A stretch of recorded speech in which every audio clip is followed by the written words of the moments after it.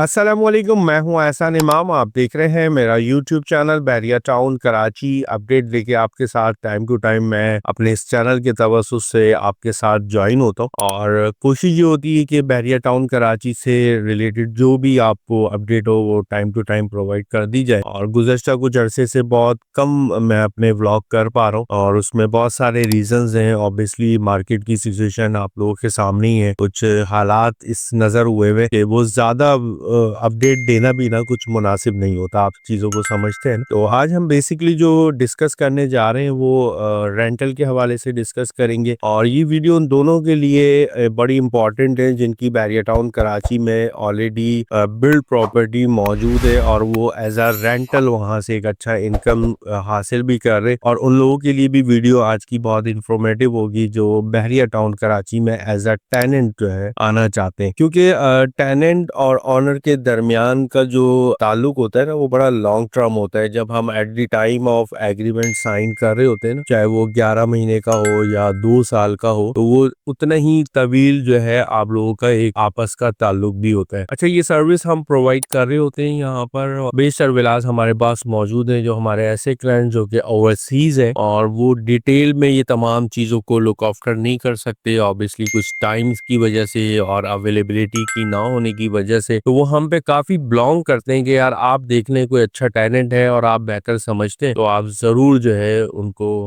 मेरा विला या मेरा अपार्टमेंट रेंट आउट कर दें। अच्छा, ये थोड़ी सी वीडियो तवील होगी लेकिन आपको इसके अंदर डिटेल इंफॉर्मेशन मिल जाएगी कि क्या किस तरीके कार से काम करना चाहिए कि ना आपको कोई कॉम्प्लिकेशन आए ना ही कोई टैलेंट को कोई कॉम्प्लिकेशन आए। और ये हम ज्यादातर देख रहे हैं यहाँ पर बैरिया टाउन कराची में या तो टेनेंट परेशान है ऑनर से या ऑनर परेशान है टेनेंट से। उसमें बहुत सारे क्लैप्स आ रहे होते हैं या हम एक ऐसे अथॉरिटी पर्सन को चूज कर लेते हैं जो कि मिडिल मैन हम कंसीडर करते हैं, वो इन तमाम चीजों को फेस ही नहीं कर पा रहा होता। और अगर मैं एज अ ऑनर हूँ तो मैं उसमें सारी चीजें बिलोंग कर रहा होता हूँ कि भाई तुमने ये तमाम चीजें देखनी है और तुमने ये सारी चीजें देखनी है, लेकिन वो इंजॉइन तो होता है ऑनर और टेनेंट के दरमियान, लेकिन इंफॉर्मेशन जो है ना वो प्रॉपर नहीं प्रोवाइड कर रहा होता, तो उसमें बीच में मिसगाइड हो रही होती है बहुत सारी चीजें। अच्छा, जो टेनेंट आता है ना बैरिया टाउन कराची में, उसकी भी बड़ी ख्वाहिशात होती हैं कि यार हमें ये भी मिले, हमें विला भी साफ मिले और हमें तमाम चीजें जो है ना एक्टिव मिले यहाँ पर। तो ऑब्वियसली ऑनर की तरफ से तमाम सर्विसेज दी जा रही होती हैं और ऑनर डायरेक्ट अगर मौजूद नहीं होता यहाँ पर, तो वो बीच में जो एक एजेंट है उसको कह रहा होता है कि यार मेरा जो टेनेंट आया है उसको जो जो रिक्वायरमेंट है उसको आप फुलफिल कर दें ताकि उसको कोई परेशानी ना हो, लेकिन साथ साथ ये भी उससे लिखवा लें या कोई एग्रीमेंट में ऐसी कोई चीज मेंशन कर लें कि भाई ये तमाम चीजें हमने आपको ऑपरेशनल करके दे दी हैं, लेकिन इसके बाद अगर कोई मामलात होते हैं तो वो फिर आपने ऑब्वियसली चीजों को फाइट करने होते हैं। अच्छा, हमारे यहाँ पर जो बहरिया की कंस्ट्रक्शन है ना, मैं माजरत के साथ आप लोगों को बताना चाहूंगा, ये कंटिन्यूसली मेंटेनेंस मांगती है। अच्छा, कंटिन्यूसली मेंटेनेंस से मुराद ये है कि हर 2 महीने बाद 1.5 महीने बाद या तो किचन का कोई कैबिनेट गिर रहा होता है या फिर कोई आपके दरवाजों के कब्जे लूज हो रहे होते हैं, मैं बड़ी माइनर चीजें बता रहा हूँ, या फिर कोई वॉशरूम की लीकेज से रिलेटेड कोई चीज हो रही होती है, तो टेनेंट कहता है कि यार ऑनर को, तो मैं बार बार कहता हूँ, ऑनर कहेगा कि यार ये क्या कौन सा टेनेंट आ गया, इसके काम ही खत्म नहीं हो रहे, तो वो इस वजह से खामोशी इख्तियार कर जाता है। जो छोटा काम होता है ना वो फिर एक बड़ा काम बन जाता है। जब बड़ा काम बन जाता है और टेनेंट ऑनर को कहता है कि यार ये काम भाई ऐसा हो गया, वो जो किचन के कैबिनेट थे उनके जो कब्जे लूज थे उसको टाइट भी नहीं करे, और जब टाइट नहीं करे या दीमक लगी हुई थी या वहां पर कोई सीलन वाला मामला था, अब वो डैमेजेस हो के बहुत ज्यादा डैमेज हो गया, अब उसको हम बनवाने जा रहे हैं तो उसके अंदर लागत भी बहुत ज्यादा आ रही है और यहीं से जो है ना टेनेंट और ऑनर का झगड़ा स्टार्ट हो जाता है। अच्छा, अब ये चीजें क्यों हो रही है, क्यों झगड़ा स्टार्ट हो रहा है, उसकी वजह ये, जो वेरी फर्स्ट डे जब हमने एग्रीमेंट करा ऑनर के साथ, तो उसके अंदर जो चीजें थी ना, ऑनर ने तो क्लियर कर दिया था अपने एजेंट को और बता दिया था कि भाई ये तमाम चीजें आपने उनको बता देनी है, अगर ऐसी ऐसी चीजें हैं तो ये करेंगे और कोई बड़ा काम है तो हम मिलके करेंगे, वॉट एवर जो भी आप लोगों की डिस्कशन हुई। उसमें होता क्या है कि वो एक अपने कमीशन के चक्कर में वो इतने सख्त लफ्ज और वो मेंशन नहीं करना चाह रहा होता टेनेंट के दरमियान, कहीं ऐसा ना हो कि मैं ये बात बोल दूं तो टेनेंट चला जाएगा, टेनेंट चला जाएगा तो मेरा कमीशन नहीं आएगा और अल्टीमेटली या तो वो ऑनर नुकसान उठा रहा होता है या तो टेनेंट नुकसान उठा रहा होता है। तो ये तमाम चीजें क्लियर होनी चाहिए और टेनेंट से रिलेटेड भी मैं आपसे यही अर्ज करूंगा कि टेनेंट की भी रिस्पॉन्सिबिलिटीज बनती है कि वो अपने घर में रह रहा है, जिस घर में रह रहा है उस घर को साफ सुथरा भी रखे, और साफ सुथराई के साथ साथ अगर वहाँ कोई छोटा काम है तो खुद करा ले, और अगर वो काम कोई बड़ा काम है तो एटलीस्ट ऑनर से डिस्कस कर ले कि यार ये मामलात हैं, क्या करना चाहिए। अच्छा, ये टाइम टू टाइम मैंने आपको फिर बताया, बैरिया के होम्स हो या अपार्टमेंट्स हो, इसके अंदर मेंटेनेंस हमें करनी पड़ती है, और मेंटेनेंस अगर हम इसकी रखेंगे तो ये फिलहाल सही रहते हैं, अदरवाइज ये फिर बहुत ज्यादा खस्ता हालत में होते हुए नजर आ रहे होते हैं। तो एक तो ये बड़ा अहम पॉइंट है, इस चीज का बड़ा तयन करना चाहिए और देख लेना चाहिए कि हमने किस तरीके से अपना डील करनी है टेनेंट और ऑनर के दरमियान। और ऑनर को भी सोचना चाहिए कि टेनेंट है, ऑब्वियसली वो आपको रेंट दे रहा है,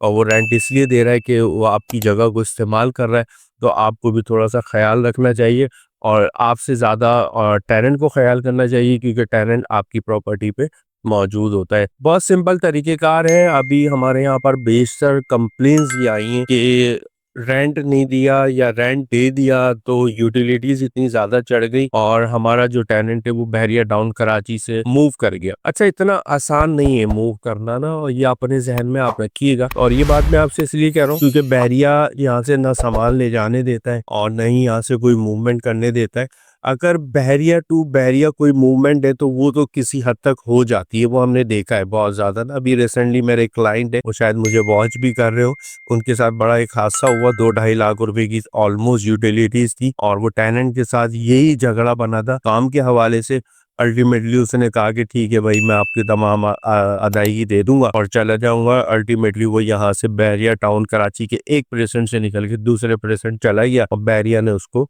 ना पूछा ना कुछ करा, कहाँ ले गया सामान, कैसे ले गया। वैसे तो अगर आप मेन गेट से जाएंगे तो आपको प्रॉपर एनओसी चाहिए होती है। बहरहाल ये चीज के भी तोड़ है, आपको पता है पाकिस्तान है, पाकिस्तान में कोई भी चीज हो जाती है, कोई कहीं से किसी तरीके से कोई सेटिंग बना के एनओसी बना के बैरियर से भी बाहर निकल सकता है। लेकिन आपने अपनी सिक्योरिटी रखनी होती है, आपने ध्यान करना होता है कि मेरी जो यूटिलिटीज हैं वो टाइम पे हो रही हैं या नहीं हो रही। हर महीने ना देखें, रैंडमली देख ले 2-4 महीने बाद, 6 महीने बाद कि यार ये तमाम चीजें क्लियर हो रही है या नहीं हो रही। कहीं पता चला कल को वो ऐसा निकल गया कि आपको पता ही नहीं चला, और जितना कमाया नहीं उससे ज्यादा तो आपने नुकसान कर लिया। तो ये चीज आपने लुक आफ्टर खुद करनी होती है, बजरिया अगर आपका कोई केयर टेकर यहाँ मौजूद है उसके थ्रू करवा ले, और वरना बहुत इजी प्लेटफॉर्म है, बिलिंग्स आप खुद भी अपने पोर्टल से निकाल सकते हैं, देख सकते हैं कि यार बिल्स पे हो रहे हैं या नहीं हो रहे। अगर आपको लग रहा है कि नहीं यार बहुत ज्यादा गैप आ गया बिलों के अंदर, वैसे तो बैरियर छोड़ता नहीं है, लाइन डिस्कनेक्ट कर देता है, लेकिन फिर भी एक लुक आफ्टर होनी चाहिए चीज़ें। इसके साथ ही बहुत आसान प्लेटफॉर्म है, एग्रीमेंट आप जो कर रहे होते हैं बैरिया टाउन कराची में एज अ रेंटल, उसमें बहरिया की भी एक इन्वॉल्वमेंट्स होती हैं। वो बहरिया की जो इन्वॉल्वमेंट होती है वो फीसों की हद तक होती है, कोई खासा सिक्योरिटी पर्पज से हमें नजर नहीं आता कि बाद में कोई इंटरटेन करना हो। लेकिन फर्स्ट ऑफ ऑल तो आपको एक एग्रीमेंट साइन करना होता है, और एग्रीमेंट साइन करने के बाद कुछ डॉक्यूमेंट्स, पुलिस वेरिफिकेशन के और अलॉटमेंट विला की जो भी चीजें, वो बजरिया एक पोर्टल आपने बहरिया टाउन कराची में अपडेट करनी होती है। और अपडेट करने के बाद आपको एक इंटरव्यू कॉल करता है बहरिया टाउन कराची, और उस इंटरव्यू के अंदर आप लोगों के बारे में थोड़ा सा जान लेते हैं, और आप rules and regulations Bahria town Karachi के बता देते हैं कि आपके क्या तरीक़ेकार हैं यहाँ रहने का, और क्यों आ रहे हैं, किस लिए आ रहे हैं। वो एक रैंडमली फॉर्मेलिटी होती है, वो पूरी होती है। 10,000 रुपये की अदायगी है, एनओसी चार्जेस आपको दे पे करने होते हैं। 5,000 रुपये ऑनर पे करता है, 5,000 रुपये आपका टेनेंट पे करता है, और वो आपको एनओसी मिल जाती है। और जैसी एनओसी मिल जाती है तो आप बहरिया टाउन कराची में आके मूव कर लेते हैं। अच्छा, ये एक प्रोसेस है, और इस प्रोसेस के दरमियान बहुत सारे कॉम्प्लिकेशंस हमें ये आ रही होती है कि जब आप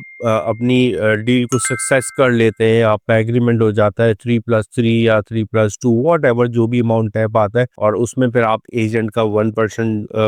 एक रेंट जो होता है वो कमीशन की मद में आप दे देते हैं, तो एजेंट यहाँ से ऐसा चला जाता है जैसे वो कभी यहाँ पर था ही नहीं। तो इस चीज़ का बड़ा ख्याल रखें। आप जब सेटिस्फाई हो जाएं, तमाम चीज़ों को देख लें, मुतमईन हो जाए, उसके बाद बुला के उसको कहें कि भाई आपका जो मेहनत के पैसे हैं और आपने बहुत अच्छी सर्विसेज हमें प्रोवाइड करके दी है, तो लिहाजा ये हम आपको अदायगी कर रहे हैं। तो ये थोड़ा सा पॉइंट्स में मैंने डिस्कस करने का मतलब ये था कि बेशतर हमें कंप्लेंट्स आ रही होती हैं कि यार एहसन भाई ऐसा हो गया, यार एहसन भाई ऐसा हो गया। तो ये थोड़ा सा एक आपको अवेयरनेस देना चाह रहा था मैं, और मैं बताना चाह रहा था कि आपको कि बहरिया टाउन कराची में जब भी कोई डील करे, चीज़ करे, तो एटलीस्ट थोड़ा सा लुक आफ्टर कर लिया करें। और एक ऐसा केयर टेकर आप अपने पास रखें, एक ऐसा एजेंट अपने साथ रखें, जो भी डिस्कशन आपके और आपके दरमियान में हो रही है वो आपको डिटेल में बाकायदा तौर पे बता दे कि भाई ऑनर ने मुझे ये कहा और या टेनेंट ने मुझे ये कहा, कि एक दूसरे की बात एक दूसरे को पता होना चाहिए। और उसके बाद जो है